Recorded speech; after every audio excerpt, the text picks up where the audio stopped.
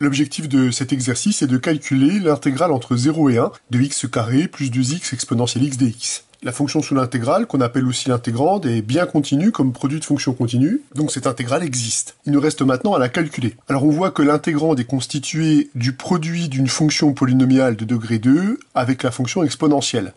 On sait que le bon outil pour calculer cette intégrale, c'est d'effectuer deux intégrations par partie successives, où on va dériver deux fois l'expression polynomiale. C'est parti pour le calcul, voilà la formule qu'on va utiliser, voilà l'expression qu'on a intégrée. Donc on a décidé de dériver la fonction polynomiale, et d'intégrer la fonction exponentielle. Donc là, comme d'habitude, j'indique les deux facteurs, celui que je vais dériver, celui que je vais intégrer, clairement, comme dans la formule de l'intégration par partie. La fonction a de x, elle est polynomiale, donc elle est dérivable, et sa dérivée, c'est 2x plus 2, et la fonction exponentielle, elle est continue, donc on peut bien l'intégrer, et on peut l'intégrer en exponentielle x. Ces deux fonctions sont dérivables à dérivée continue, la formule d'intégration par partie est utilisable. Alors on récupère le crochet de a de x, b de x, c'est-à-dire le crochet de x carré plus 2x multiplié par exponentielle x pris entre 0 et 1, moins l'intégrale entre 0 et 1 de 2x plus 2 multiplié par exponentielle x dx. On peut maintenant calculer le crochet. Cette expression évaluée en 1, elle vaut 3e moins 0, puisque ce terme-là s'annule en 0, donc moins une nouvelle intégrale, l'intégrale entre 0 et 1 de 2x plus 1 exponentielle x dx. On voit que cette intégration par partie a été réellement un progrès, puisqu'on est passé d'un facteur polynomial de degré 2 à un facteur polynomial de degré 1. Donc si on refait une intégration par partie, le facteur sera constant.